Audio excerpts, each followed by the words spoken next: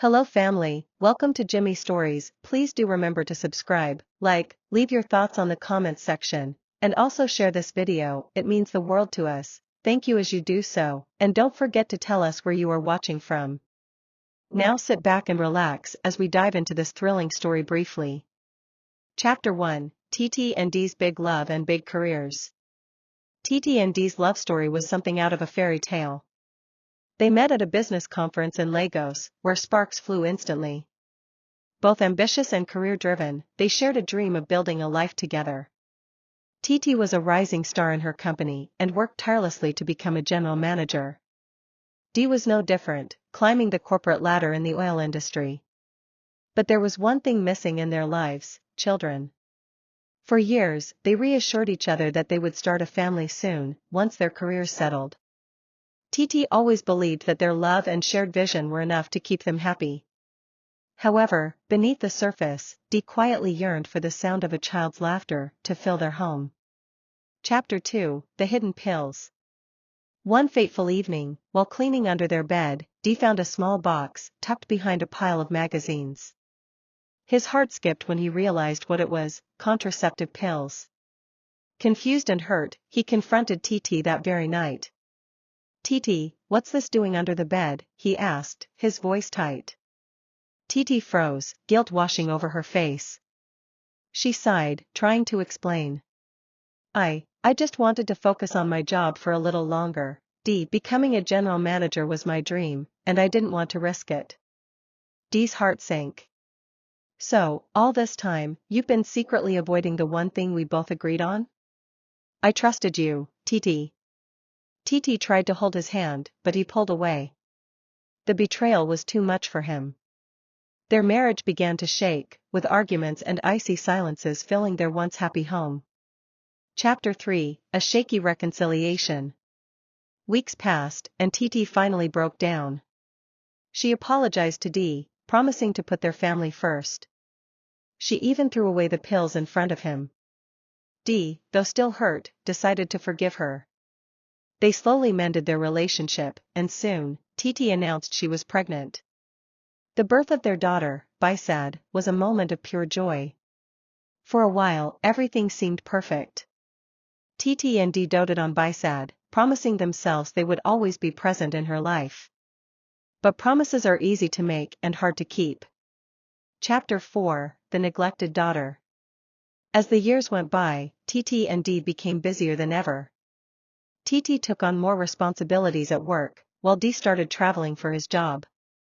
Bisad, now a bright-eyed little girl, often found herself alone at home with only the housemaid for company. Her parents loved her, but they were too distracted to notice the little things, like how she struggled with her schoolwork or how lonely she felt. Bisad started arriving late to school, her grades slipping. Her teachers complained, but TT and Dee brushed it off, thinking she just needed more discipline. Chapter 5, Mr. Sure enters the picture. When the school principal called them in, she suggested hiring a tutor to help Bisad. Desperate to fix the problem, TT and Dee quickly agreed. That's how Mr. Sure, a young, seemingly polite teacher, came into their lives. At first, everything seemed fine. Mr. Sure arrived on time, spoke softly, and seemed genuinely interested in helping Bisad. TT and Dee, busy with work, left him alone with their daughter, trusting him completely. Chapter 6, The Warning Signs. It didn't take long for Mr. Sure's true colors to show. During their first lesson, he leaned in too close, his hand brushing against Bisad's hair. She felt uncomfortable, but didn't say anything. The next day, he told her to sit on his lap while reading a book. "No, sir, I don't want to," Bisad said, her voice trembling. "Do as I say," he snapped, slapping her hand when she hesitated. Bisad was scared. She wanted to tell her parents, but every time she tried, they were too tired to listen. "Not now, Bisad," TT would say.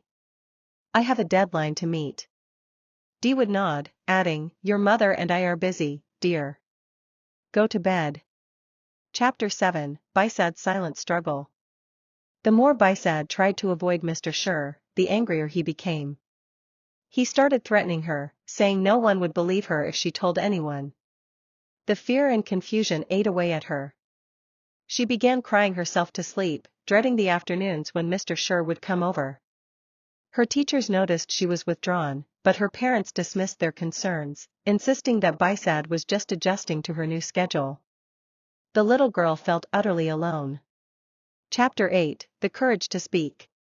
One evening, Bisad couldn't hold it in anymore. During dinner, she burst into tears. "Mummy, Daddy, please listen to me," she cried. Titi and Dee, startled, put down their forks. "What's wrong, Bisad?" Titi asked. "It's Mr. Sher, he does bad things. He makes me sit on his lap, and he hurts me if I don't listen," Bisad said, her voice shaking. For a moment, there was silence. Then Dee frowned. "Bisad, are you sure you're not making this up? Mr. Sher seems like a nice man." "But it's true," Bisad insisted. Titi sighed. "We're very busy, Bisad. We'll talk about this later, okay?" Bisad felt her heart break. If her own parents didn't believe her, who would? Chapter 9: A Cry for Help. Determined to find someone who would listen, Bisad confided in her school principal the next day. The principal, alarmed, immediately called Titi and Dee to her office. "Mr. and Mrs. D, your daughter has told me some very disturbing things about her tutor," the principal began. Titi and Dee exchanged guilty glances. They finally realized how blind they had been. Rushing home, they fired Mr. Sher on the spot and promised Bisad that he would never come near her again. Chapter 10: Healing the Wounds. Titi and Dee decided to make serious changes. Titi reduced her hours at work, and Dee started working from home more often. They began spending quality time with Bisad, helping her with her homework and listening to her stories. "I'm so sorry, my baby," Titi said one night, holding Bisad close. "We should have listened to you." Bisad hugged her mother tightly. "I just wanted you and Daddy to care," she whispered. Chapter 11: A New Beginning. Months later, Bisad was thriving again. She smiled more, her grades improved, and her home felt warm and full of love. Titi and Dee had learned a valuable lesson: their careers were important, but nothing was more important than their family. As for Bisad, she grew up knowing the strength of her own voice. She promised herself she would never let anyone silence her again. And in the end, the family found the balance they had been missing all along.